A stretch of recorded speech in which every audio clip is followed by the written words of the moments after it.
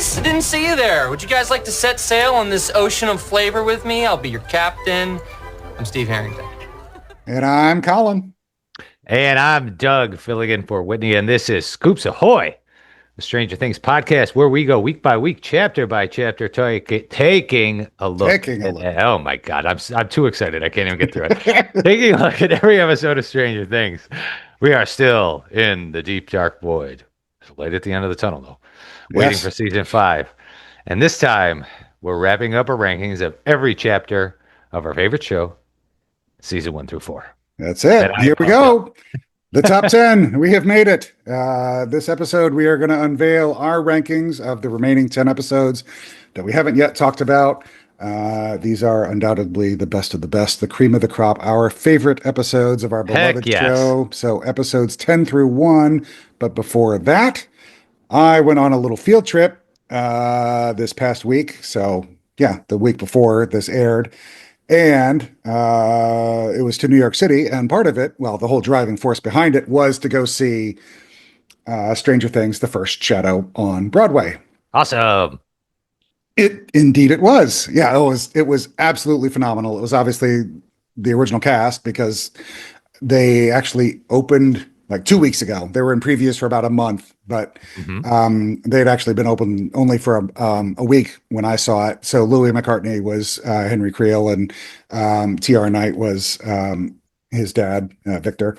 And I didn't even realize it until I got out and I was reading the playbill, and I'm like, oh, geez, it's T.R. Knight, from Grey's Anatomy, among other things. No.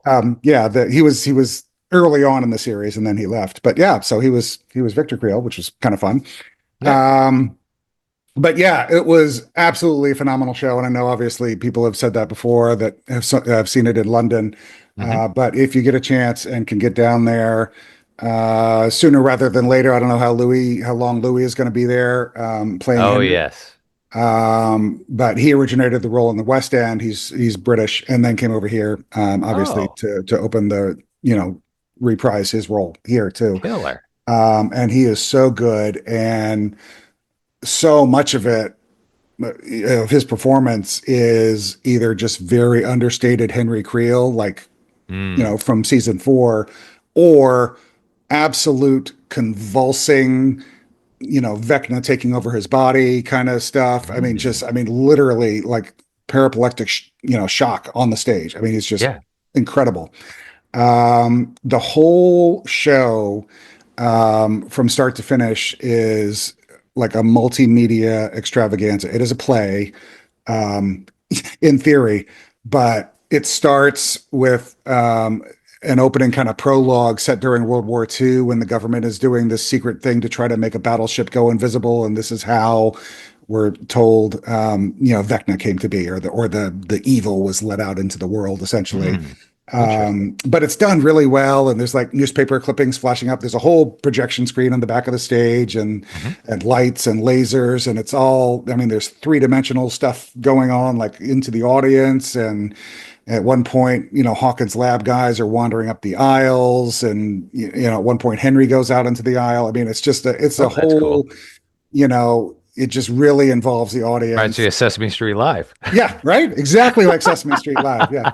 But it was such a trip because it did essentially a cold open with this battleship, kind of preface prologue kind of thing. And then it kind of faded to black, and then the music started, and then it said Stranger Things, and the whole place just started cheering just because, it was But it was so phenomenal. I could talk about it for hours, but it was really neat. There was a lot of scenes. Obviously, we get everybody younger. So Joyce is there, and Lonnie, and Hopper, and Ted, and Karen. Really? All as their high school selves. I had no idea. High school, and we meet Hopper's dad. Who is the police chief at the time, and Hopper is junior. But it's kind of funny to see, young Ted and Karen, when they're hanging out. She's a cheerleader. He plays football. There's a young guy. I can't remember his first name, but his last name was Munson. So he's obviously Eddie's dad, and he's kind of a theater geek. Okay, cool. It wasn't Wayne. It was presumably Eddie's dad. Or would go on to be Eddie's dad. Sure. but yeah, I mean, everybody is kind of somebody, Uh-huh. and Claudia Henderson is there, and we meet Dustin's father, when he was a teenager, so it's just a trip. So That's fun. absolutely a great time, terrifying at times, hilarious at times, really freaking spooky at times. Mm. But just a blast of a show, just absolutely really well done. Um, Stephen Daldry directed it. Hmm. He directed a couple episodes of The Crown, among other things. Very famous British, stage and movie director. Kate Tree Fry, however we pronounce it, wrote it. In conjunction with the Duffers, and Hmm. Sean Levy produced it with Dan Cohen and 21 Laps, and so everybody was in on it. It's not Cool. like this random thing Yeah. that but yeah, so good, and I highly, highly recommend it. The tickets were relatively affordable. They were only like maybe Hmm. $100 or something like that. And Yes. it's a small-ish theater, so there's no real bad seats. I mean, Yeah. I was probably, I don't know, row K or L or M or something, 15 rows back, somewhere in there, and it was Yeah. perfect, perfect location, and Wonderful. there weren't many behind me, so yeah, it was really fun. So I obviously I've been showing pictures so you guys can see what it looks like. They had the whole lobby set up with, a Creel house kind of silhouette, and Hmm. there were posters around for Enzo's and Melville's General Store, all that kind of stuff. So it was fun. They really put a lot of good time and effort into it, and made it a really fun experience, for the fans. And Hmm. um, I don't think a whole lot of people who aren't familiar with the show were going to it. I mean, you kind Hmm. of have to know the last names of people, and Right, right, right, I right. mean, but in a bubble, I'm sure it was, entertaining for people. So, but yeah, Cool. really, really good time. So I highly recommend it. So, Nice. I'm going um, down to NYC. I told you off yes, air in October, so yep, I'm gonna try to catch it then. yep, absolutely. My best friend's getting married down there. Oh, there you go. Nice. Yeah. Yeah, should be a good time. And New York City in the fall is awesome. So that'll be, Oh, it's yes. yeah, that'll be great. Oh, it's the best. Perfect. Absolutely. So, It's the only time to go. okay, but we are here to unveil our rankings. So All right. let's get going on that, and you can take it away with the rules first, and we will launch right into this crazy thing. All right. We are in the top 10. I am psyched up. I think we have a really good top 10. I am evens. Collin is odds. No more protection spell. We never even used a protection spell. I don't think we did. No, we did. You had the No, charm. You no, did the no, charm no. twice, but that was it. Yep. Yeah, yeah, yeah. We rope a doped each other out of need of the protection spells. But we still have a charm spell. Three spots. We each can use it once. I have a feeling we're gonna do some charming today. Probably. Yep. Probably. Oh yes. This might be the. We might get hot, Colin. It But might. It I think might. it. Yeah, it's gonna be good. All right, and let's do a quick review on our 20 through 11. Oh, by the way, man, we have a great 20 through 11. I'm really into patting us on the back there. Yeah. Right. When we Let's finished take a last moment and episode, I'm like, this let's is good. We are let's good. congratulate ourselves. Yes, Yes. yes, yes. All right. Number 20, coming in at number 20, season one, episode six, The Monster. At number 19, we have season four, episode six again, The Dive. At 18, we have season three, episode four, The Sauna Test. 17, season one, episode four, The Body. 16, season one, episode two, The Weirdo on Maple Street, Doug's crazy pick. At 15, season four, episode nine, The Piggyback. At 14, season four, episode one, The Hellfire Club. 13, there it is, season two, episode eight, The Mind Flayer. At 12, season one, episode one, The Vanishing of Will Byers. And coming in at number 11, season four, episode seven, The Massacre at Hawkins Lab. I am really sick that we put that at 11 in retrospect. I know we were kind of fighting about it at the end Yep. last month, but I'm like, that is a perfect number 11. That is a good one. So, for those of you who have been or have not been keeping track at home, we have 10 left, obviously. Three of them are from season one, three of them are from season three, two of them are from two, and two of them are from four. So it's a nice even range, I think. Pretty good. We have no chapters ones, twos, or fives left. We have one chapter 3, one chapter 4, and one chapter 9, a couple chapter 6s and 7s, and then 3 chapter 8s. So some of them were season finales and some of them were not. But yeah, so most of them were season 1 and season 3 and or chapter 8. So keep that in mind. And we will go ahead and get going. You have the first pick, but before we do that, you're listening to American Top 40. I'm Casey Kasem. Number 10. Hit it. Oh, and Collin, I should add that, Collin, you are a pro list maker here. All of your original 10 are in the top 10, are they not? They are, yes. You scoundrel. I lost 2 of them. Or 3. Did I lose 3? And I had no charm spells and no protection spells. Yes, so I 3 of my top 10 dropped out. I did some soul searching on that, and you swayed me. I am very happy with the 10 episodes that we have. I am too. They're really solid. It's kind of like the opposite problem that we had at the beginning, because at the end, the 21 to 34, we're like, yeah, they're all just kind of, kind of, and now they're all so good they could be anywhere. Yes, so yes, it'll be fun to see how this kind of shakes out. But absolutely. All right, number 10. Here we go. All right, I'm throwing you a little curveball, Collin, that I think you're actually going to like. Ooh. For number 10, and I think this is the perfect number 10 episode, I am going with season 1, episode 3, Holly Jolly. Nice. This episode is... I would say that this episode is somewhat close to your assessment of my secret favorite episode, The Weirdo on Maple Street. It's a bit flat. It's exploring and, delving into more characters, getting to know the characters more, but obviously there's some very powerful scenes that just make this a top 10 episode. So hang on, let me go through it. Sorry. Okay. So Barb gets sucked into the pool in the cold open, of course. Awesome. Yeah. Frightening. Will starts talking through the lights, which is super fun, very original. Elle has Coke can and the cat flashbacks. Doesn't kill the cat. Yep. Steve breaks Jonathan's camera, which is an awful scene, but a very significant scene. Yep. Joyce draws the alphabet on the wall. And of course, Will's body is found in the quarry, and Heroes is playing, and it's super sad.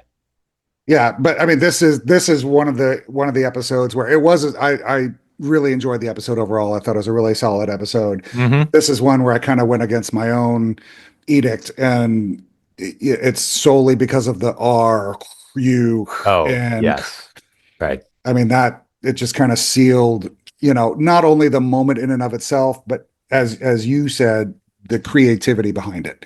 Yes. Well, Harry always says it's very original, and he's very right.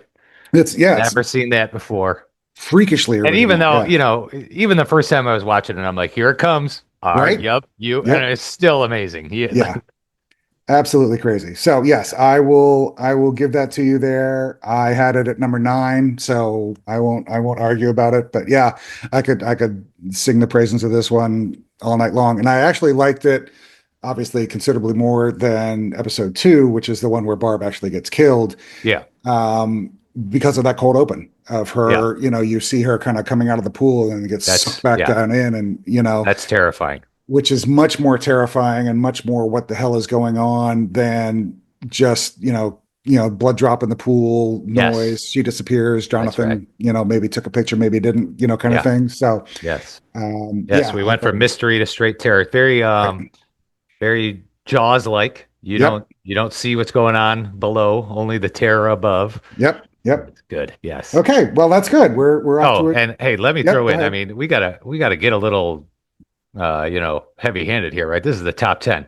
Yep. That the end with Heroes is an amazing needle drop, very intense. That was my favorite needle drop for a long time. Yeah. It wavered, but I was just and just the image. I mean, we all can powerful. picture the moment right in our mind, right? Because Joyce and Jonathan are hugging in front of the car, and the sirens are in the background, and Heroes is playing. It's just, yeah, absolutely phenomenal. Good stuff. Good choice, good start. Okay, All right. so I have. Number 9.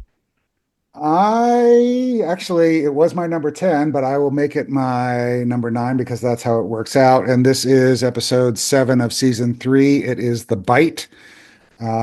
This is when the Mind Flayer attacks the gang at the cabin. The Scoops troop all go to the movies. And then they go on the run from the Russian goons, who Elle later smashes with a LeBaron in the food court. The gang all gets together and treats Elle's leg in the Bradley's Big Buy, and they steal the fireworks. This is also the episode where Robin and Steve are high because they had just escaped, and Robin comes out to Steve. And then, obviously, we go to the fun fair. Alexi is killed by motorcycle helmet guy, and then Hopper goes into the fun house and beats up all the goons. Yeah.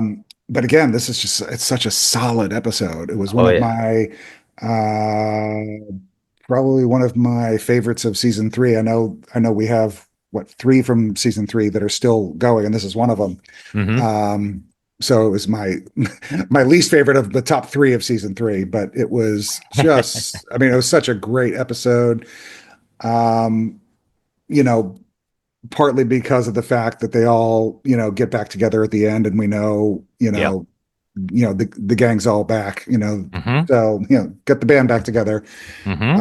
So even though, we haven't seen the fruits of that yet, it'll come in the next episode. We know that, we're gearing up for the showdown. And it's just a phenomenal episode from start to finish. A lot of the stories are really good. Obviously, Robin's coming out is one of those moments that a lot of people mention as one of their top 10 moments of the entire series. And, I just love the whole movie theater of it all, and seeing the old marquee and, that whole thing. Back to the Future. Yeah, it was absolutely, so much fun. The scene with Robin and Steve drinking the water. Oh, yeah. Just it was my turn. Kind of talking and slurping, and, enough. whatever. Yeah, it's just so adorable. Just such a lot of really great moments in that episode. So I had it at number 10. I'm now putting it at number 9. You, however. Oh, yes. Well, yes, Collin. This was my number 3. I love this episode. Absolutely love this episode. For everything that you said. Yep. There's the battle in the cabin too. Yes. Super thrilling. There's a couple moments that I just want to mention that I really remember the first time watching them, and they sort of get missed. I love when Hopper wins the Funhouse battle and shoots Gregory. Yep. And then sees him get up because he has Yep. the vest on, and just, are you kidding me? Yep. I won. What the hell? Yeah, I'm a sucker for anything taking place at a carnival. Anyway, I love like state fairs and carnivals and stuff like that. But yeah, there's just so many. It's also, I mean, it's a great episode of ups and downs, right? Because there's really good humor. There's really heartfelt, touching moments. There's some really good action and fights. There's some really scary stuff, with Elle and her leg and that whole thing. And, and the open, or the beginning, when they're, like you mentioned, when they're all fighting in the cabin. It's just a really, really well balanced episode, and there's a lot of stuff going on, but it doesn't feel disjointed. It feels very cohesive. So so what are you going to do? Are you going to are you charming this up? Oh, I'm charming the hell out of this one, of course, Collin. And I love that we mentioned it in our superlatives episode too, the drive in the car when Murray gives him the business. That's just so funny. They haven't had sex. Oh, right. Yeah. Yes. So good. Yes. Okay. So charm goes up. Also, Joyce, knees the mayor right in the balls too. Oh, that's right. That's right. Bam! Okay, so charm puts it up, 3 spots, right? That's where 3 spots. Okay, so it is now going to be number 6, The Bite. And I will cross that off just so we keep track of everything. And oh, you're killing me with this. Well, you get to pick again. You get to pick I again. know. I don't want to pick again. I was all happy. Um, let's see where I want to go here. Um, Oh. mm, Oh, mm, oh, I know it. I'm gonna like go against my own. Mm, oh, come on, Colin. You know what to pick. okay. You know what? I'll do it. I'll just keep it here. I will. I'll keep it here. We will we'll go back an episode There we go. to the episode before this one, which was episode 6 of season 3. It is called E Pluribus Unum. We've already talked about it. A phenomenal In episode. the last episode. Dustin and Erica obviously escape from the Russians. Steve and Nancy get caught. Nancy and Jonathan face the mind flayer before Elle tosses it out the hospital window. That is all just the cold open. Oh, yeah. Then we get to the fun fair, and Mayor Klein is yelling at the hot dog guy for having his cart in the wrong place. Steve and Robin get tortured and then drugged, and then Dustin comes in and rescues them. All Alexi wants is a cherry Slurpee and not a stupid strawberry one. Ah, All Joyce wants is to get the Philadelphia Public Library team there now. So she pretends she's Wheelbarrow and Antique Chariot and that whole thing. And then one of my favorite moments, so good. One of my favorite moments is the Elle having the flashback with Billy and the beach and seeing Billy and his mom and all that stuff, which of course culminates with. Don't you see? All this time we've been building it.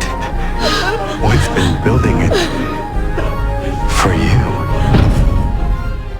yeah. Which is still one of my top 10, probably top 5 line readings or whatever, lines from the show. Oh, he's staring right in the camera too. It's trippy, man. And then the episode ends with the whole town kind of, dissolving into goo. Oh, yes. So, I mean, hell of an episode. So, Oh, it's so good.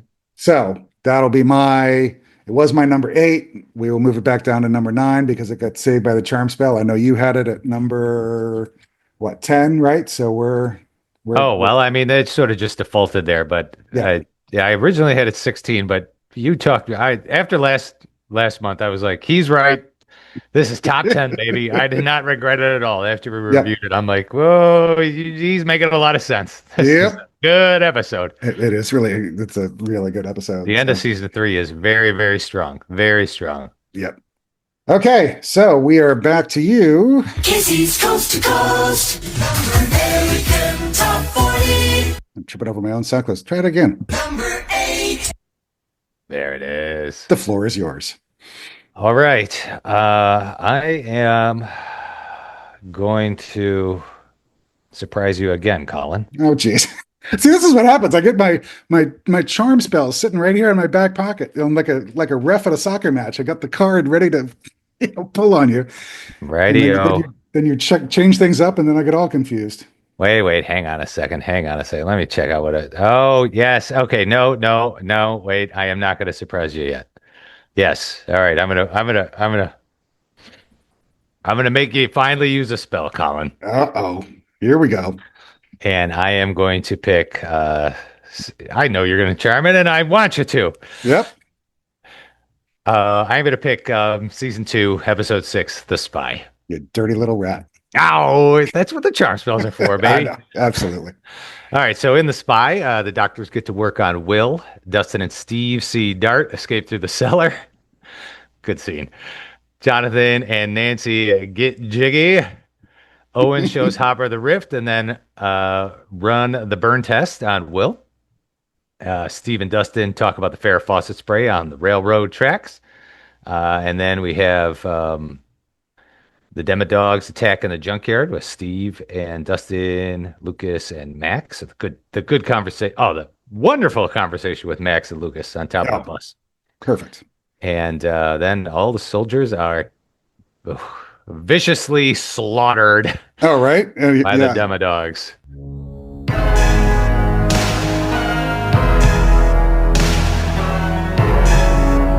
Love it. It's one of my favorite. Score parts of the whole series. Yeah, Love it. real good. Real good. I love this. This is a really good episode too, Colin. I slotted a little lower in the top 10. That's all. I have nothing bad to say about this episode. It is wonderful. The scenes at Murray's are just hilarious, and I love that pull of Temple of Doom, where they're going back and forth in the rooms, like Indy and what the heck is her name? Now I want to remember it. Willie Scott. That's it. Yeah. Oh, right. Yes. Oh my God. I would have Yes. never gotten that. But yes, you're right. Yes. So what says you, handsome man? Well, yeah. I mean, I have to charm spell the heck out of that one. I had it. Charm it. I had it at number 4. Yeah. It is charmed. So we will move it up from what, 8 to 5, right? Is that how we work 8 to that? 5, baby. 8 to 5. So yes, that's perfectly fine. And we will keep that right there. And let me just take care of this and make some notes here and get sure all this stuff is right. Okay. So, all right. So we're still on, we have 5, 6, 9, and 10 done. So, which is great. Okay. So we have, I got to pick again. you do have to pick again at number 8. Number 8. Oh, wait. Well, you had, before we move on, you love that episode, right? What did you have it at 4, Colin? I had it at 4. You had it at 9, but because it was at 8, it got charm spelled to 5, right? Is that right? Yeah, that's Okay. right. Yeah. What does it for you? What makes that so high on your list? I was surprised when you gave me your list. I mean, I thought it was a great episode, but yeah, man, he loves this episode. yeah, I remember liking it. I think a lot of it was the Steve and Dustin stuff. Sure, right. It's just another one of these, in hindsight, just iconic moments.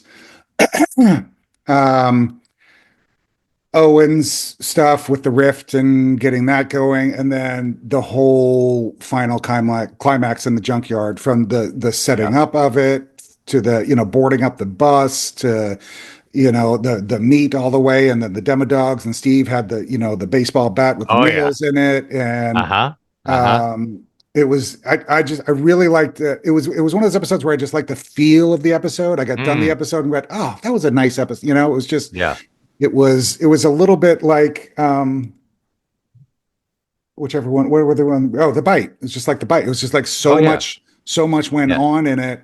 Yes. But it was just a really good cohesive mix of what went on in it. It was just it was a very satisfying episode. It was it's like an exhale of an episode, even though there was a lot of, inhaling in it. When it got done, you're like, oh, good episode. So yeah, that's kind of where I was. So My Bite is Your Spy. That's our little personal, very high ranking ones. Yep. Yeah, I love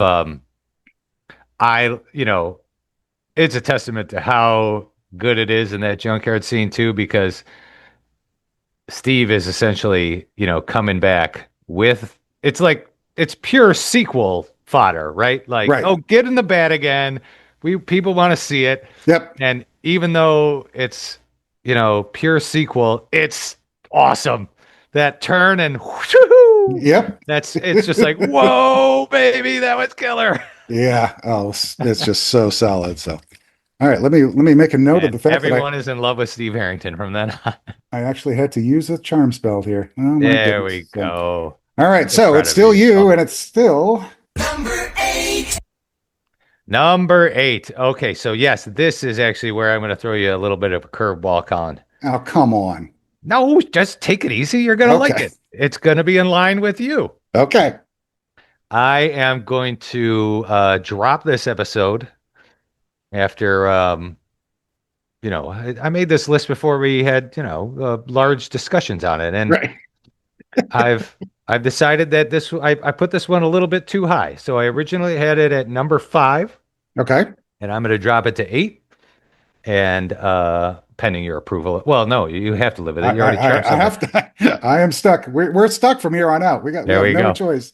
And I am going to pick season 4, episode 8, Papa. Nancy tells the gang what she saw. Hopper, Joyce, and Murray find the Demodog on the prison table. Oh, gosh, Jesus. Right. And escape in the van. I love the prison break. Yeah. Woo! Oh, I got my. Geez, I'm looking like Enzo? Yuri right now. Oh, Yuri, yeah. Yuri. Yeah. I'm looking more like Murray as fake Yuri. Yeah, yep.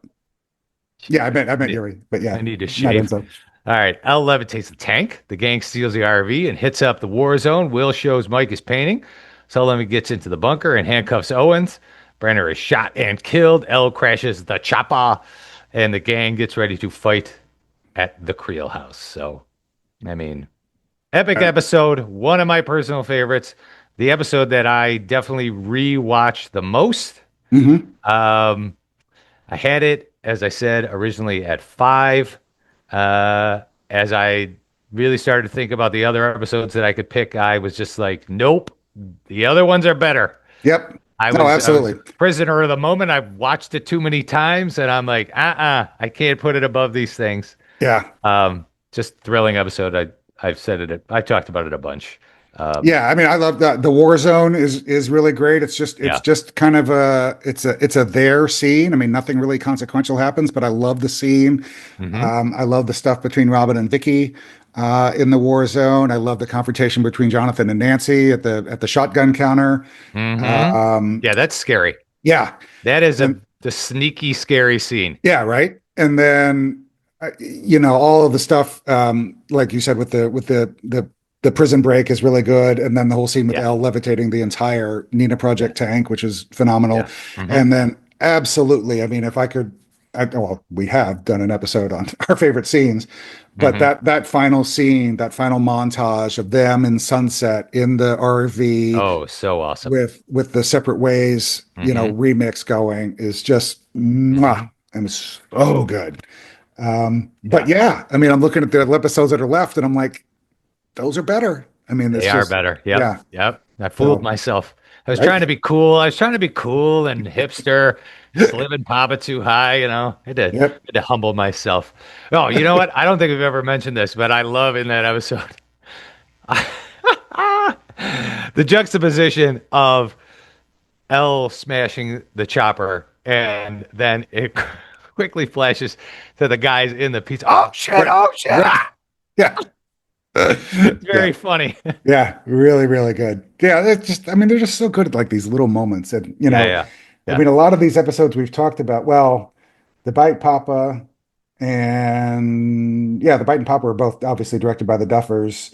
I don't think the Spy or E Pluribus Unum were, I think, because they were episode 6 and they usually did 7, 8 or 8, 9. But yeah, I mean, just really good stuff. So, all right. So back to me for number 7. Number 7. Don't forget Casey. Right. Number 7. Okay. My number 7 was actually my number 6, but we've already gone through my 10 through 7. So my number 6, which will be number 7 for me, is the final episode of season 1, and that is episode 8, The Upside Down. Hopper and Joyce go into the Upside Down. Hopper has his Sarah flashbacks. Nancy and Jonathan set the Demogorgon trap. Steve shows up. They burn it. The kids are then tracked down to the school by Brenner. Elle explodes all their brains, including executioner Connie Frazier, and then blows up herself. Connie. Right, and the monster. Hopper and Joyce find Will stuck to the wall, and then bring him back to life.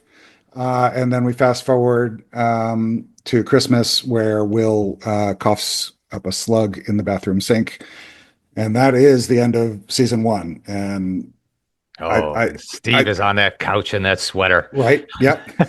It gets a little bit of a bump because it's the season finale, but even on its own, there's just so much good stuff here. We spend a lot of time in the Upside Down, which is really neat to see. And obviously rescuing Will out of it is really cool. But then the whole interaction with Jonathan and Nancy and Steve and setting the trap, and then Steve so coming good. in, and the kind of the alien moment when the monster is in his face, and that whole thing is, oh my God, is it like acid going to burn his face, or whatever. Just really cool. The bat flip. Right? Always got to love a good bat flip. Oh, it never gets old. And then obviously the whole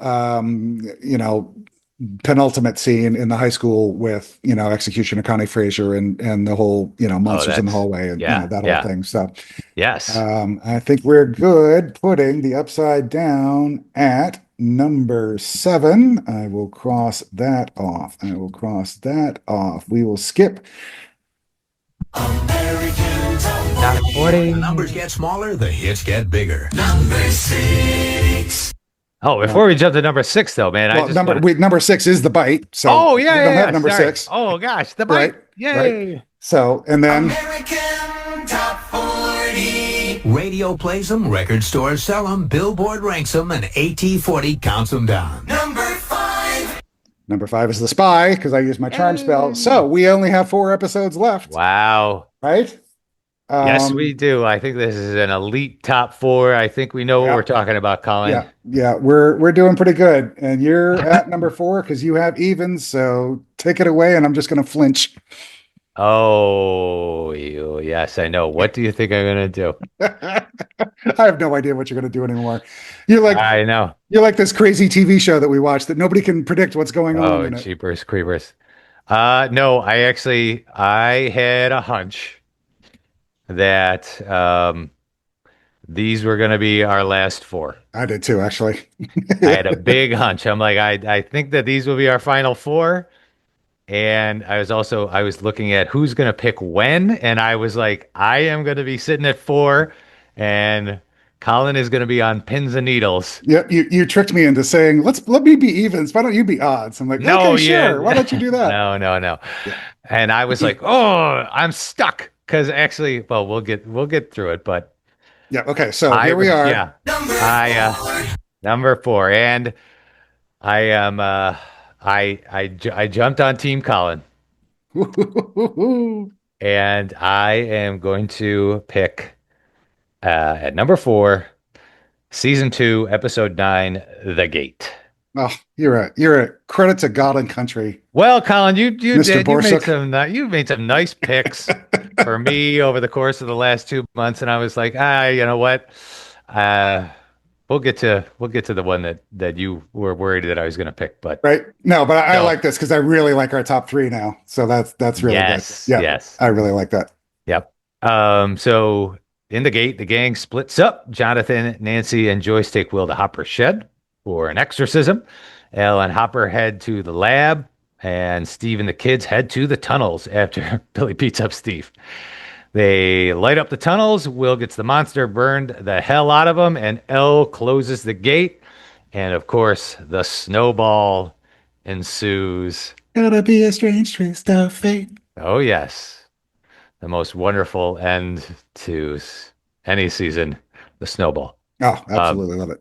This episode is, there would be days that I might put this at number 1. It is a very emotionally powerful episode.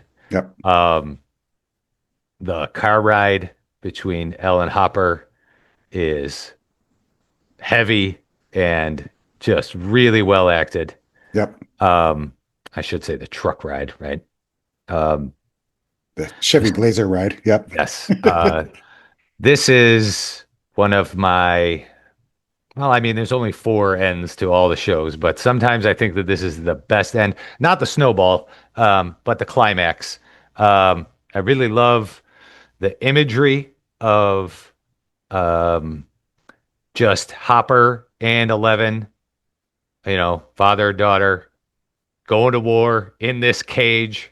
It's like a shark tank. It reminds me of when Hooper is underneath Right. Jaws. And it's dire. Hopper's just blowing away these demodogs with his shotgun. And it's goth L, right? So Oh, the hair yeah. is slicked back and the kind of black eyes and the Oh, black yeah. outfit. Yeah. Double nosebleed. Really, really awesome. And just just this I don't know, it's really powerful because it's just this ominous figure behind the gate. Like, what? And you're just like, what is this thing? Right? And that's almost more terrifying than some head-to-head showdown that we sort of get like in season 4, where, it's only so much you could do with a mind fight, just flashing each other's claws at each other, right? Right. This is just more raw emotion. And obviously the exorcism is really trippy. Uh, Insane. the Absolutely black insane. Yeah. running up Will's neck. Which could have been really cheesy. I mean, honestly. Yes, And yes. I kind Yeah. of remember flinching at the moment. I'm like, ugh, okay. And then they redeemed themselves. Oh, they didn't. I mean, they just did it really well. I mean, it's not like Yeah. it started bad and got better. They just really did it really well. Yeah, they didn't get carried away with him Nope. talking too much. Nope. Like a lot of The Exorcist, yada yada yada, and the willpower of Joyce to be like, hell no, stick him with that poker. Yep. And Jonathan, he's the one who's like, no, and really good stuff. And But I mean, yeah, I mean, you think about the balance with this show, right? Because, Mhm. or this episode, or like the last, 20, 25 minutes of the episode, you got the huge climax in the, shark cage elevator thing, Mhm. right? And then we come out of that, and then we go right to the snowball, Mhm. so you can kind of breathe for a second. And then it ends with every breath you take and the camera tilting, right? Mhm. And then you got the shadow monster over the school when the freaking red cloud thunder stuff going on. I mean, good Lord, it's just incredible, incredible television. I mean, just really, really solid. Oh yeah, and good. We get to God. This episode is intense, right? The beginning is one of my favorite scenes. When your Elle comes back, through the cabin door, the previous episode, but you see Mike's reaction in the opening of this one, and that is very well written, very well acted. I just love him crying and punching Hopper in the separate room. Very powerful scene, and Hopper's just, come on, I know, punch the shit out of me, punch me as hard as you can, get it all out. Yep. Real heavy. God, there's so much more too, and that the snowball, right? The snow, the first kisses. All the things that they jam-packed in there, that evil girl Stacy laughing at Dustin. Oh, right? He gets the courage. Yep. God, we can go on and on. The whole bit with his hair and the whole thing with him, like just, getting ready for it. Getting right? ready is great scenes. Yeah. Yes. And practicing in the mirror. Mike doesn't want his picture taken. And then I know. Nancy looking absolutely phenomenal. I mean, she just looks like the most adorable high school student ever, with her hair kind of foofy. Yep. And then coming over obviously to Dustin, and then the kisses between everybody and that whole thing. And then of course the soundtrack is phenomenal. Like obviously I mentioned Twisted Fate and Every Breath You Take, and it's just so good. So yes. All right. Well, we'll have to cut it off. We could just go on. Right. So wait, hang on. No, we can't stop yet. We Okay. didn't even mention the fight. The fight is awesome. That's Max, baby. Right? Bam. Right? Dude. Max thinking on her feet. Then she's driving with the block. Right? It's just so good. So good. Yeah, no, it's just there's just so many little moments that get overshadowed by like a dozen other great moments that you Yes. yeah. And oh God, I'll throw this in there too. Yep. One of my favorite, because usually I like to rag on Dustin, but this is a hilarious Dustin moment when he is coughing. Yep. And then he realizes he's completely overreacting. Right. I'm fine. Yep. It's just so good. It's oh my God. I mean, everything in the tunnels is just so good. Yeah. Okay. So it's actually kind of interesting. I was just looking at this. We actually have one episode from each season in the top 4. That's cool. I didn't even know. I didn't realize it either. So that's great. I like it. I'm gonna throw a little curveball here too, which you're gonna like. But Yay! Right. I figure I owe you a curveball here. So yeah, what a guy. We got a couple left, and I'm gonna go with what was my number 2, and I'm gonna make it my number 3. But just because I love my new number 2, yes, much better. Me too. So my number 3. Number 3 is episode 8 of season 3, and it is the Battle of Starcourt. This is obviously the season finale for season 3. Everyone coming together at the mall, obviously, and then they, promptly split right back up again. And this is the only reason that I had it higher. And it's the whole Dusty Bun and Susie Poo with the never ending story. I will spare everyone the sound clip. We all know how the song goes, and I'll start crying anyway, so that's fine. There we go. Hopper and Motorcycle Helmet Guy fight. Joyce turns the key. Billy dies. Hopper dies. Robin and Steve get jobs at the video store. The buyers move away. There's the whole 3 inches open door letter. Oh gosh. I know. And the Russians end in a post-credit scene by feeding their new pet over in Siberia, where they are. So yes. Kamchatka Peninsula. So yeah, a lot of this stuff, and I remember when I was ranking these, I'm like, this one or the next one or this one or the next one. I'm like, never ending story. I got to put this up higher. Yeah. But I actually rewatched my next one again, and or what is gonna presumably be number 2. Oh, I might throw a big curveball. You never know. Oh, you're not. No, I'm not gonna do. You will not. But there's just, we'll obviously talk about it when we get to it, but there are just a couple moments in that one that I liked a little bit better, even though this episode is, it feels stupid to call it. It's just a banger. It's a banger of an episode. Banger. It is yes, so good. Yes.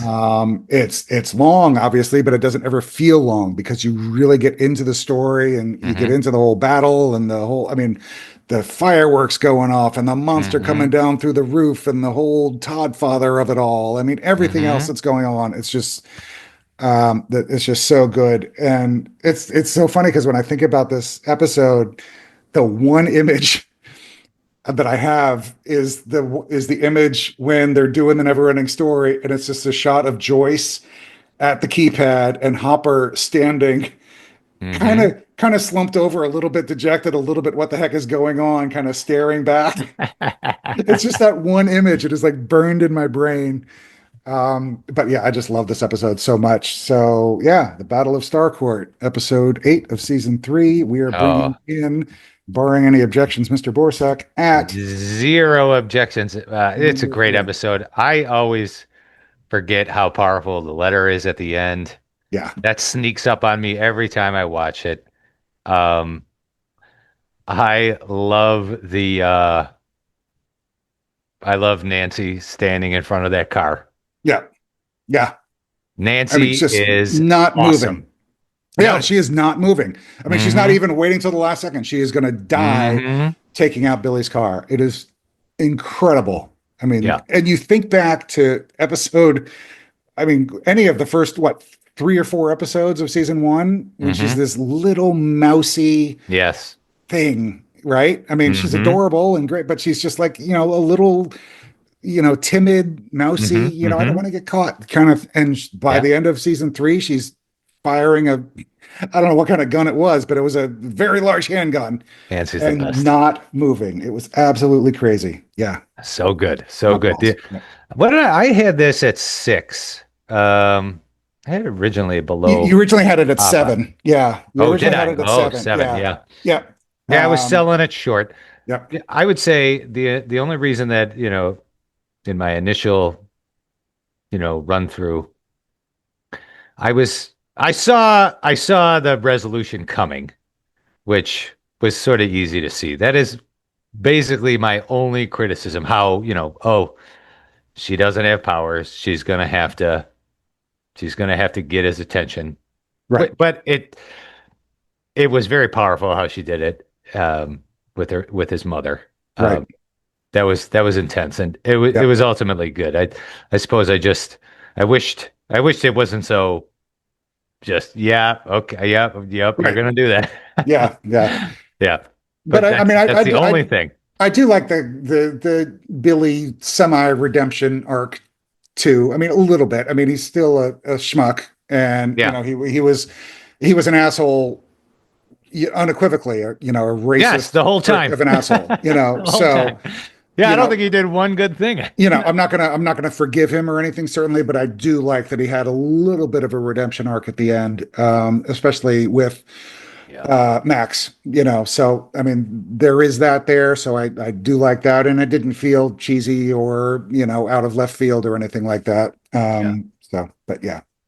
So, Yeah. okay, we ready? We are ready. Okay. Number 2, season 1, episode 7, The Bathtub. Yes, indeed. I had it at 3, but I'll give it to you because I had it a 2 all along, baby. This I is reconsidered. if I had to not consider any sort of critical thinking and went on pure emotions, this is without a doubt my favorite episode. Number 1. Um, well, let's go through the episode. The kids Yeah. try to escape the agents on their bike and they flip the van. Everyone meets at Joyce's house to plan the sensory deprivation tank, which they then build at the school. Elle sees dead Barb, and then Will, Hopper, and Joyce go back to the lab. Demogorgon breaks into Castle Byers. All right, so let's just start at the beginning. This is, without a doubt, the best cold open of the series. I don't think anything even comes close, right?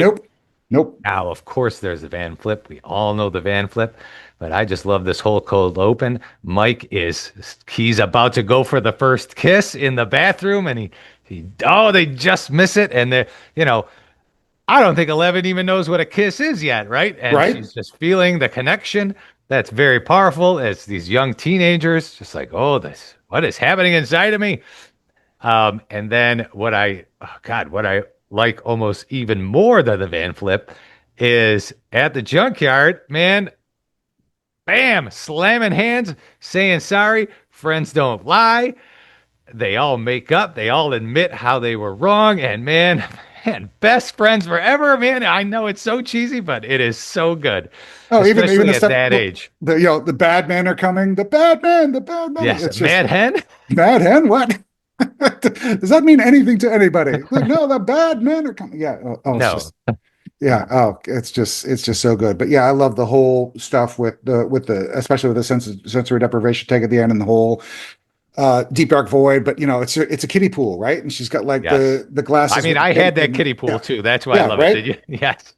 Yeah, it's just It was hard to set up, just but you can't get it. Like, how do you get this? Yeah, and they get like the bags of salt and they run the hose from the custodian's closet and the whole thing, and then obviously getting in there and seeing, Barb in the deep dark void, right? So it's not just in the upside down per se. It's just the starkness of the deep dark void just really It just makes everything just so much creepier, and it also, practically makes everything pop so much more. Like the colors are more vibrant. It's just the things stand out more because you're just against a black background, right? So it's just shot really well. And again, it's just this level of creativity. We talked about the lights, right? I mean, who thinks to make, Christmas lights as much a character as Joyce is and have as much of a personality? I mean, the Christmas lights are alive, right? I mean, it's just crazy. And then in this one, it's just crazy. I could go on and on about this. No, God, wait, Collin, listen out. We didn't even cover all the good stuff in this quick I know. synopsis, right? Every scene in this episode is memorable and good. Okay, let's not forget that at the police station, hilarious scene.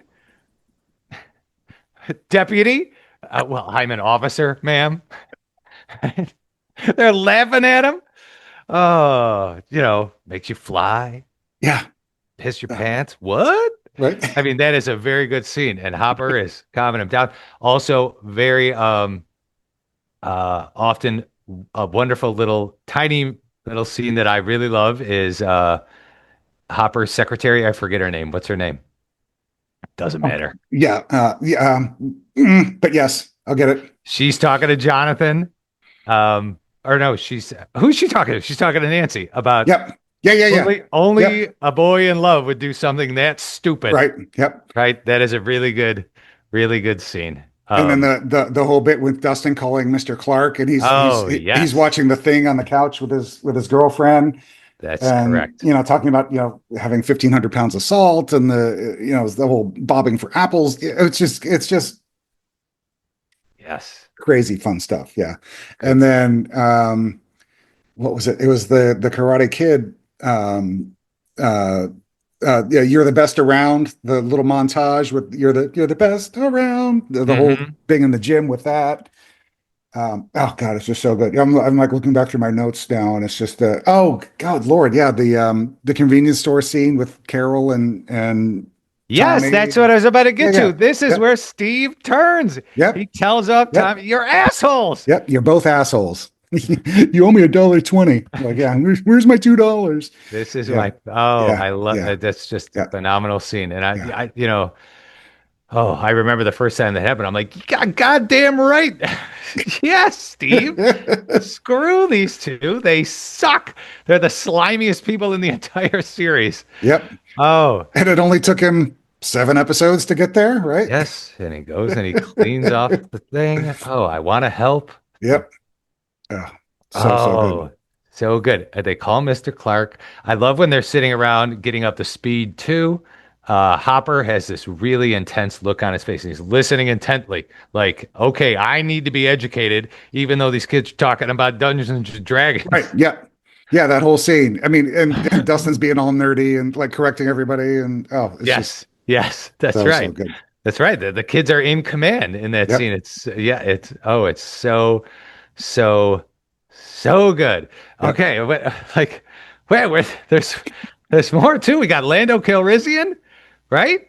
Oh, right. Yeah, that whole bit. Yep. Yes, they're in the bus, right? Don't answer. Don't answer, right? Lando. We're here. We're all here. I love the part that Nancy knows how to get a hold of them. Only an older sister would know. The parent, like the adults, would never know where they are, how to reach them. She might know. Gets on the walkie-talkie, right? Yep. Hopper loses patience. Oh, I mean the scene You're there, kid. with her and Mike when they're getting ready and everything. That's the next one. That's Mike. Yeah, we're never going to lie to each other. Yes, we'll never lie to each other. Okay, I'm going to lie like right now. Jonathan I'm now? going to lie right now too. Yep, it's just so good. Do you like 11? Yep. That is my favorite scene in the entire series. Yeah. I laugh so hard at that. Yep. I will never forget the first time I watched that with my daughters. I had seen the show before, but when I did the first rewatch with my 2 daughters, I shushed them. I'm like, quiet. This scene is great. I want to hear it. So they're on edge, right? And it goes through. They were younger then. They didn't exactly get it. I could not stop laughing, and they were looking at me like, what is wrong with this father of ours? I think so. It's so good. It nails it. It's so spot on for adolescence. It took me back to being in 7th grade immediately. Sleepovers, talking. Who do you like? Who do you like? Oh, I don't like anyone. No, you like somebody. All right, I like her. Right. I like her too. Ah. I remember Whitney and I were talking about it. It's literally, okay, let's never lie to each other again. Okay, we'll never lie to each other again. Okay, I'm going to starting now. After this last one. Now we'll never lie. It's just so brilliantly written. It was just so really well done. Yeah. Yes. So, okay, so not much God. suspense if you've been keeping track, but the number 1 episode in all the land is Season 4, Episode 4, Dear Billy. Dear Billy. Yeah. Oh, so good. Max writes everyone their letters at the beginning. Nancy and Robin go off to Penhurst to interview Victor Creel, so we get the Robert Englund of it all. Murray and Joyce meet Yuri for the first time, who promptly poisons them. Then obviously the whole tracking shot shootout scene in Lenora is phenomenal. Hopper finally escapes to Yuri's safe house with the porn and the jeans and the peanut butter, but gets recaptured. And then, of course, it just ends with Max getting levitated and getting dragged into the red world, but escaping thanks to Kate Bush with the brilliant shot of the distance of the kids and Steve at the graveyard, kind of in the cloud thing at the end of the red world, that she's running to, and the whole levitation and reading the letter to Billy and that whole thing. It is just, I know we could say that any of these episodes could be number 1. but this was just a masterclass. God bless Sean Levy and his directing talents. And I mean, God bless him, first of all, for, listening to the Duffers and saying, yeah, I see a show here. Let's do this. I will be the executive producer. I will produce your show for you and give you all the money you need. Let's go make a show. But then agreeing, I mean, this guy that has gone on to do, Free Guy and Deadpool and Wolverine, and I mean, all these huge movies, and he's still coming back, and he is still, devoted to the show, and still, I mean, I said he was one of the creative producers of the first Shadow. It's just, I will love this man forever, for the faith that he had to let the Duffers do their thing, and to direct this episode. And to not go overboard, because I mean it could have turned out looking like something from Free Guy or Deadpool and Wolverine or whatever. It could have been this glitzy Hollywood thing. And sure, the tracking shot shootout is incredible and so superbly choreographed, and there are maybe a handful of directors in the world that could pull that off. But it doesn't feel out of place, and you don't really even notice it's a tracking shot until the nerd on your favorite show's podcast points it out to you that it's a 1.5 minute long single shot. So yeah, it is just a phenomenally well done episode. And it is kind of interesting because most of our favorite episodes are towards the end of the season. They're the second to the last episode, they're the last episode, or, they're early in the season, Massacre at Hawkins Lab, or, Holly Jolly's the third episode. Or this is smack dab in the middle of a 9-episode season, and really smack dab because we only got the first chunk, right? So really smack dab in the middle of everything, which is where so much of the chapters are. Our heroes are going from point A to point B, so let's ride along with them as they do this. No, I mean, this is an episode where things happen, like important things happen. Oh, it's a thrill. Yeah, and even though everybody's all kind of split up and all over the place, which was one of those things that kind of drives me nuts.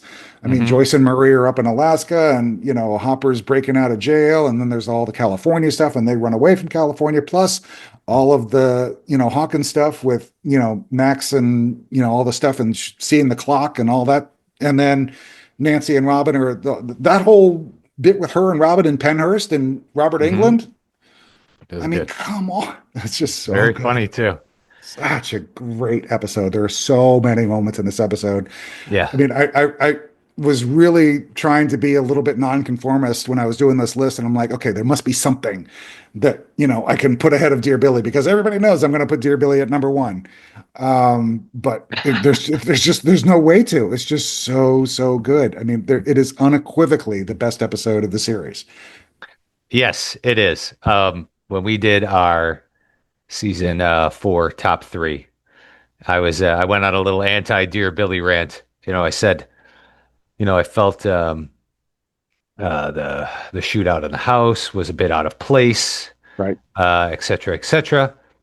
And in that conversation, you said a couple things to me, sort of enlightened me to the notion that the whole season was like that. So after we had that conversation on that episode that we did, I was thinking about it, and I'm like, oh, you know what? Sure, the shootout and all this large scale stuff is out of place when you compare it to season 1. Right. But when it's in season 4, I'm like, that's not out of place at all.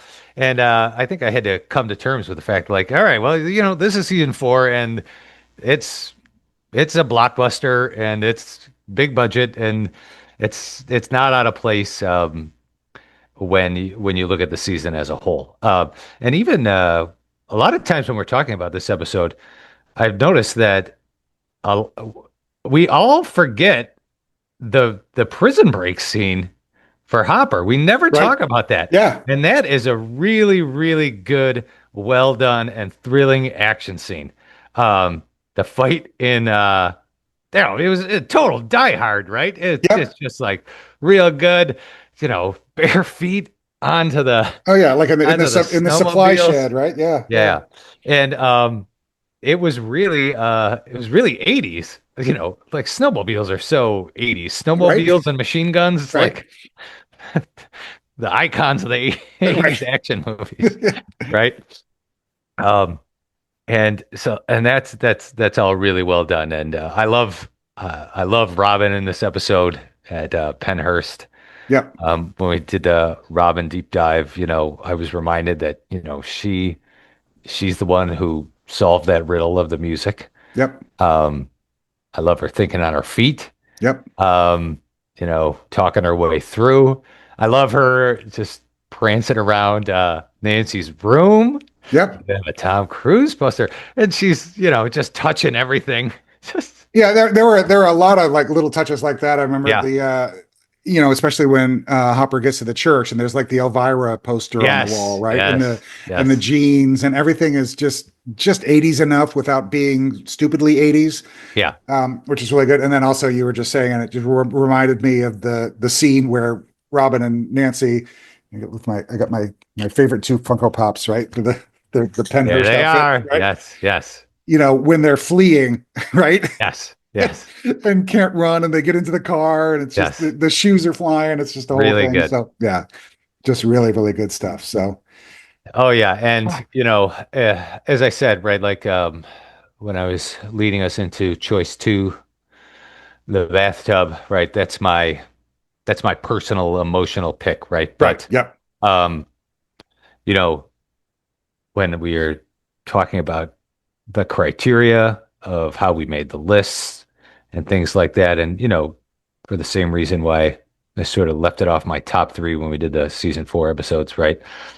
Um, you can't deny uh the intense feelings. I can't even describe them. The first time you watch this episode, it was unbelievable. Absolutely unbelievable. The tension of knowing that they might actually kill Max. I was just right, like, how do I reconcile this? Right. yeah, Like it was not, I don't know how they pulled it off.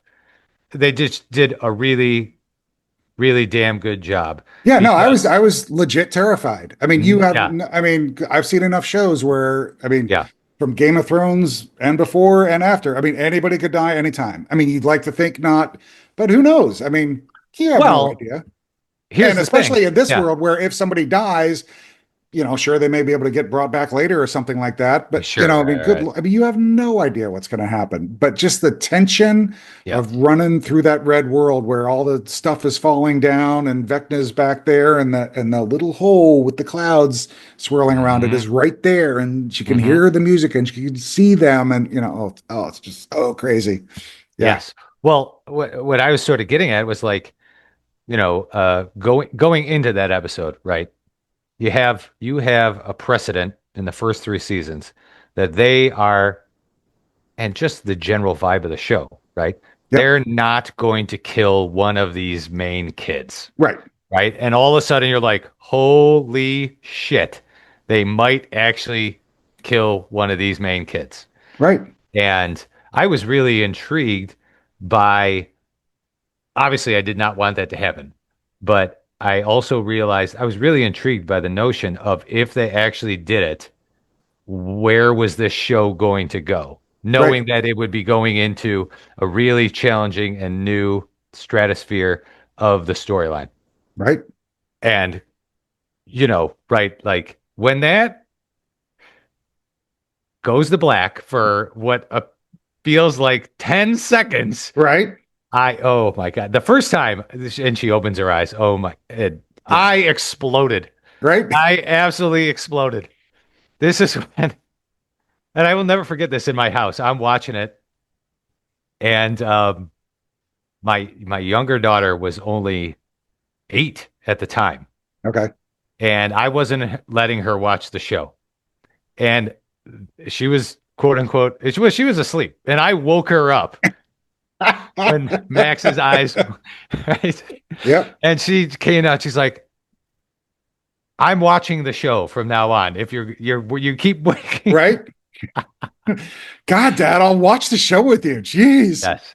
But the imagery of Max levitating is in this graveyard with the colors. The costumes are just perfect. It's like nothing I've ever seen on any screen. Yeah. I was talking when we were talking about the gate, sort of that, and thinking of 11 and Hopper in that tank. He's closing the gate. He's shooting right. That the power of just that imagery Right. very much in line with the imagery of Max levitating, Right. and the three boys below. Um, just evokes so much emotion. Just an iconic, just I don't know. It's like a painting. Right. Yeah. Oh, Um, totally. so good. Yeah. Do yourself a favor So good. if you guys haven't watched this episode lately, or in the middle of a rewatch, gearing up for season 5, take some time when you watch Dear Billy and appreciate what you're watching. Not that you wouldn't already, but I mean, Right. seriously, just Really soak it in. really soak it in. And yeah, oh, it's just absolutely incredible. So, Hey, I gotta mention too. I mean, that the monologue at the grave is Max is Oh, awesome. Sadie Sink is totally. everyone knows she's my Phenomenal. favorite. I'm just like, Yeah, wow, yeah. this girl is Yeah. one hell of an actress. Yeah. Holy moly. Yeah. And Billy comes back too. Right. Jesus.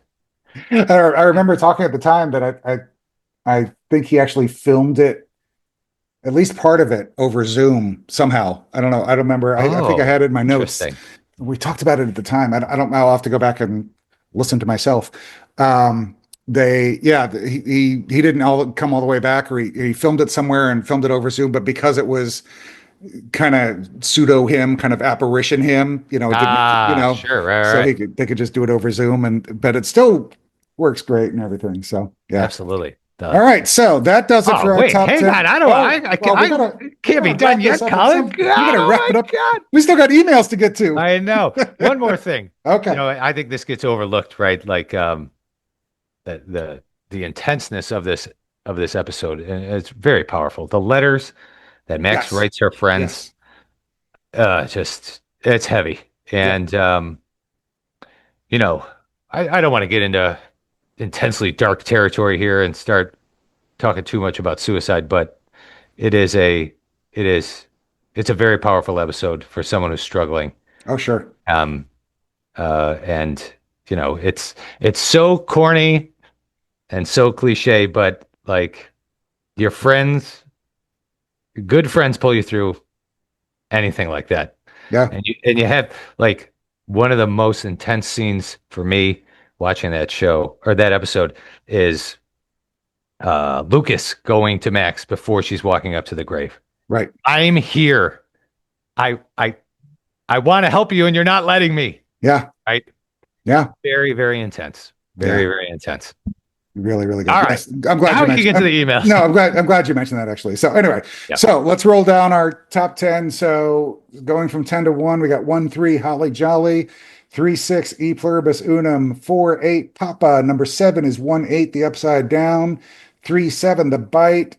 Collin's Charm Spell saved the spy to make it number 5. That's I charmed the bite too. Don't forget. 2-6. That's right. Yep. Number 4 is 2-9 The Gate. Number 3 is 3-8 The Battle of Starcourt. Number 2 is 1-7 The Bathtub. And number 1 is 4-4 Dear Billy.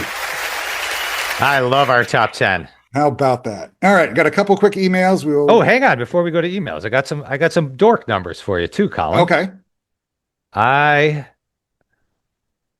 Little secret. I gotta put my Robin Funko Pop back together. Her little stand fell off her feet. I actually successfully predicted our top 10. Did And you really? I knew we were going to be nice to each other. I knew that And we were going then you engineered it into happening. I had a good feeling. I'm like, I think we're gonna nail this perfect top 10. Yeah. So, a couple fun little tidbits here. Okay. The average rank of season 1 episodes are a 13.38. A 13. Okay. We'll just keep it a 13. Okay. Season 1 episodes average at a 13. Okay. Next is season 4. They average at a 20. No, sorry. Sorry. The next is season 4. That averages at a 16. Okay. The next is season 3, averages at a 17. And then season 2 averages at 21. That would probably be a little bit higher if The Lost Sister didn't exist. True. Uh, We kind of savaged season 2. I think we had what, 1, 2, 3, 4, 5, 6 episodes in our first episode. Well, from 21 to 34, we had 6 from season 2. So yeah. Yeah. But if we take out The Lost Sister, which really drops it, Right. it's, so officially our official rankings per our episode rankings of the season are 1, 4, 3, 2. Yeah, that makes sense. And there we go. I could do that. Yeah, and the four was probably elevated, by Dear Billy, obviously. So yeah. But yeah, those are some good nerd numbers. I'll give you that. Yeah, hang on, I got more nerd numbers.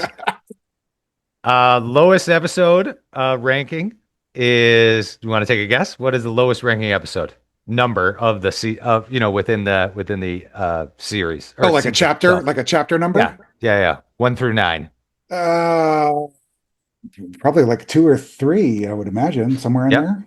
Yes, you nailed it. 2. Okay. Average season.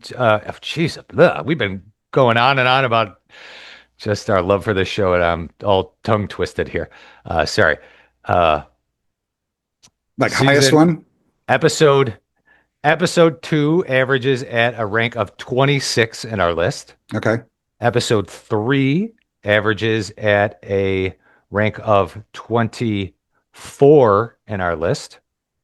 Episode 5 ranks at 23, average at 23. Okay. Episode 1, average rank was a 21. Episode 4, average rank was a 15. Episode 6, average rank was a 13. Episode 7, average rank was a 13, just a little bit higher than 6. Even with The Lost Sister? Even with The Lost Sister. Yes, that's okay. correct. Episode 9, there's only 2 of them. Yeah, there's only 2, yeah. Averages at 9. Okay. Episode 8 is the top and averages at a 7. Yeah.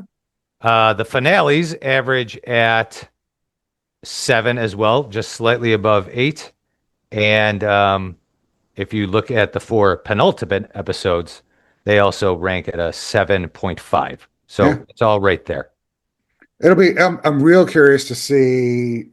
I'm sure we'll do it once season 5 comes out and we've had a chance to. Yeah. Oh, we're not going to do it immediately, but a little while after season 5 comes out, we can marinate. We'll kind of update our rankings and keep everything where it is and just chunk in the season 5 episodes where we think they should go.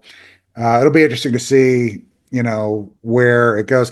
I was afraid there was going to be a lot of, recent bias. You saw it most recently, so the season 4 ones would be higher. But season 1 was the top ranked, right? So if we take out The Lost Sister, it's episode 7 is the highest ranking. It would rank. Oh, really? Okay. It would average as a 6. Yeah. You think all the 2 penultimate episodes, but absolutely. Mm-hmm. So, and there we go. Okay. Thanks for the nerd numbers. Nerddom. Okay. Couple emails. First one is from Heidi. Hi, Collin and Doug. My name is Heidi. I've been a fan of the podcast for about 2 years now. I can say with lots and lots of love in my heart that it is my favorite podcast. Oh, thank you, Heidi. I appreciate all the hard work that goes into this, all the research, and how you guys keep everyone's love and excitement for Stranger Things alive during this very deep, dark void. I've been watching it ever since it first came out when I was in high school. Now, staring down the barrel of the final season, approaching it is at once so joyful but so sad to lose something that's been with me for about a third of my life. It's comforting that we're all feeling this complicated mix of happy and sad, misery and its love of company. I wanted to share my top 10 episodes as a way to reflect before the final season. I haven't rewatched any episodes in about a year or so since I showed it to my boyfriend who had never seen it, not even the pilot. Blasphemy, I know. But I didn't mind because that just meant I got to share with him this beautiful, cool, nerdy story. That's right. Interestingly, my boyfriend is Russian, so I was a little embarrassed to show him the evil Russian threat trope, but he actually really loved hearing the Russian language on screen and had so much fun decoding little details like when the subtitles didn't pick up things. That's cool. Right, with the same interpretation, or like how the actor Murray did a great job speaking with errors in words and pronunciations, like most people with Russian not as a primary language, which is kind of fun. Oh, that's fun. And Heidi says, like my boyfriend himself. His dad says he speaks Russian like a kindergartner, but he always sounds cool to me. I feel like I got insider details. Yeah, that's really cool. So yeah, I haven't seen it in a while, so maybe I don't even agree with my rankings. But without further ado, here are the 10 episodes that popped into my brain that I love so much. Number 10 is the Hellfire Club for one. I have a soft spot for season openers and getting to see what all the characters have been up to and how they've changed. I love getting introduced to Eddie this episode, and watching him mesh with Steve, Nancy, and Robin over the course of the season was so fun. Number 9 is 1-4, The Body. If this is the one I'm thinking of, where Hopper takes the knife to the fake will dummy, yes, it is. That's such a pivotal scene with such horror and relief that, yes, Joyce was right. Great episode. Number 8 is 4-6, The Dive. This holds such a high place for me because I will never forget watching it for the first time with my friend. The episode ends with Steve dramatically getting eaten alive by the demo bats, and when it finished, my friend simply turned off the TV and wanted to go to bed. Unbelievable. Combined with watching the first couple of minutes of the next episode just to make sure Steve survived. Number 7 is 2-8, The Mind Flayer. The scene with Bob at the lab speaks for itself. So cool. Number 6 is 3-1, Susie, Do You Copy? Again, I'm a sucker for the fun season opener and getting to know what the gang has been up to. Such a funny episode, and with one of Whitney's favorite lines. Oh, I got to play it, just in honor of Whitney, right? Where is it? There it is. Nothing. There's nothing wrong with Nana. Miss you, Whitney. Come back soon. Or we'll see you soon. I know you're coming back. Number 5, 1-8, The Upside Down. The finales of the show are also amazing. The last scene with the camera panning out from the Byers family Christmas dinner as the music picks up just felt like such a great ending. I'll be curious if similar sentimental vibes will be shot or will be seen in the last shot of season 5. I certainly hope so. Number 4, 3-8, The Battle of Starcourt. Again, great finale. Love Steve and Robin singing in the bathroom while high, where Robin comes out. So well written, and even though it's a little cheesy, I love Hopper's letter about finding people in your life to drag you out of a dark hole. Another hopeful ending. Number 3. She's selling the bite short. Some of that's from the bite, baby. Right. Number 3 is 4-4, Dear Billy. Max's run while running up that hill playing is just so iconic. Her struggle with grief and depression and then running so hard to save her life is just so powerful. And again, very hopeful. Number 2 is the first, Vanishing of Will Byers. Watching the pilot just brings back all kinds of sentimental feelings. Whenever I rewatch Stranger Things, I start from the beginning and go to the end in order, skipping the lost sister, of course, because of course. So when I watch the pilot, I know I'm in for a treat, and it's just so good in its own right. And then her number 1 episode is 4-9, The Piggyback, which we had actually way down at 15, but yeah, perfectly fine. Maybe this isn't actually my all-time favorite episode, but since it's the last one we have right now, it feels like this is where my emotions are left off at, if that makes sense, and I do love it. As an adult, the only times I felt genuinely scared while watching the show are during the gory hospital fight in season 3 and watching the lantern turn off as Vecna gets closer to Max in this episode. Absolutely. Chills every time. Major props to Sadie Sink and Caleb McLaughlin as they really make this big finale so memorable, awesome, and heartbreaking. Wow, Heidi says, I feel like I just spewed out every thought I've ever had about Stranger Things. Thank you so much for everything you guys do for this fandom. Take care, Heidi. Thank you, Heidi, for writing in. I really appreciate it. Heidi. Great to hear from you. Heck yeah. All right, next one is from Ellie. Of course. Hey, Collin and Doug, how are you? Awesome. I'm fine. Although I'm going into end of year exam season in 2 weeks, and I'll be studying and doing exams from May 20th to June 15th. That's a long time. Wow. So, I have 9 lessons total that I have exams on. So I'm just going to have to take deep breaths and make my way through it. Other than that, we just finished the Easter holidays, 2 weeks in Greece, mainly because we don't have spring break. That's so nice. I used to have 2 weeks at Easter too. Did you really? Yeah. And I miss it. Yeah, I'm sure. Well, it was awesome back when I was a kid. Now in New York, they sent it to, there's only 1 week at Easter, and now they have the week off in February. Right. They have that where you guys live too? We do a week in February and a week in April. Yeah. And nothing specifically for Easter, but we have the February break just because we're in the thick of winter at that point. Well, I'm just calling it Easter break because that's just in my lexicon, yeah, right? It's like they don't call it Easter break. Third week of February and third week of April, roughly somewhere in there. Yeah. No, they always put it wherever Easter is. Okay. It's either precedes or follows Easter. Gotcha.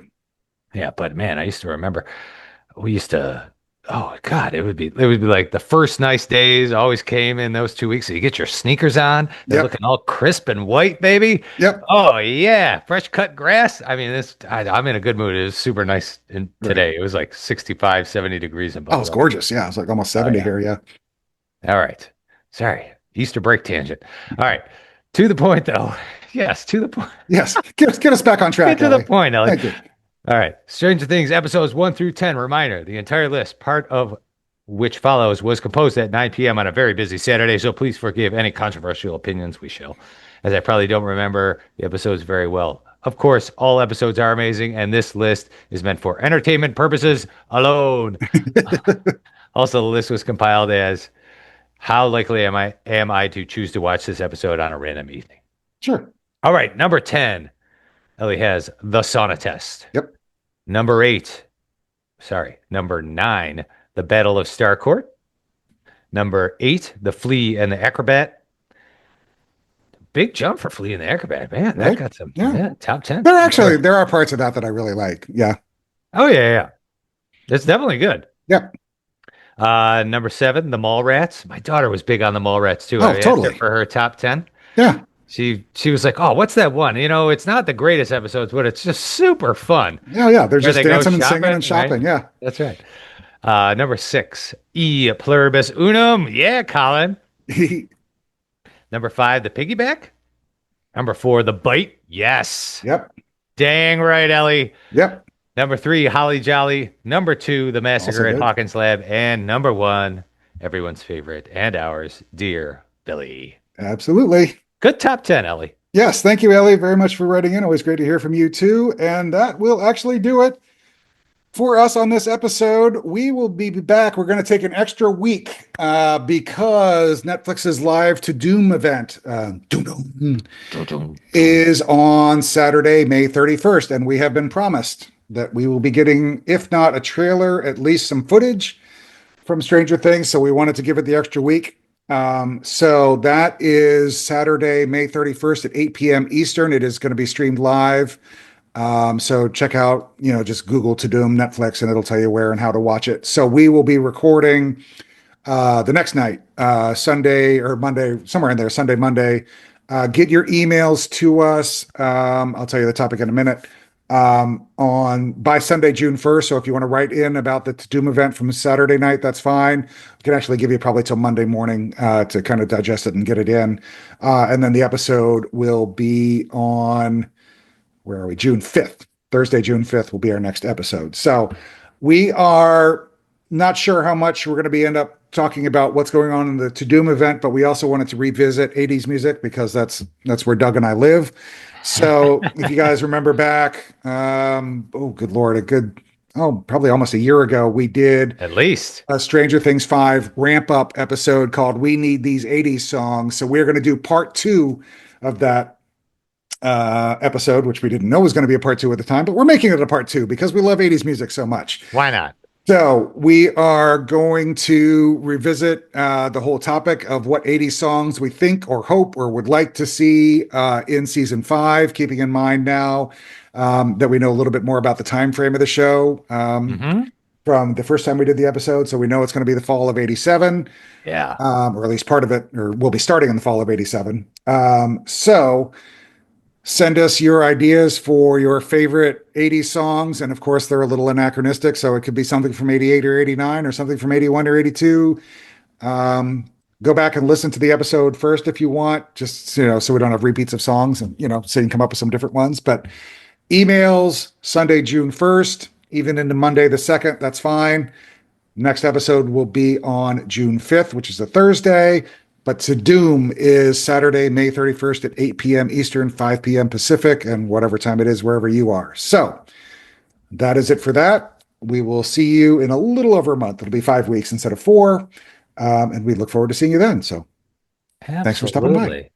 Yes, and I would love to hear what people think of our top 10 too. Absolutely. Sure. Totally. If it stinks, I want to know Harry's top 10. Harry's got a good Yeah, I think Harry's been Harry's been keeping in abeyance, waiting for the final. Ah, that's right. Just to pounce, I imagine. Yeah. That's right. Yeah, Harry will set us straight for sure. Right? Oh, I'm sure he will. All right. Remember, if you want to get in touch with the show, email scoopsahoypod@gmail.com and check us out on Twitter, Facebook, and Discord. And please remember to leave a rating or better yet, a review on iTunes. Thank you for listening to our countdown. And I hope you tune in next time. Thanks, guys. Bye. Bye.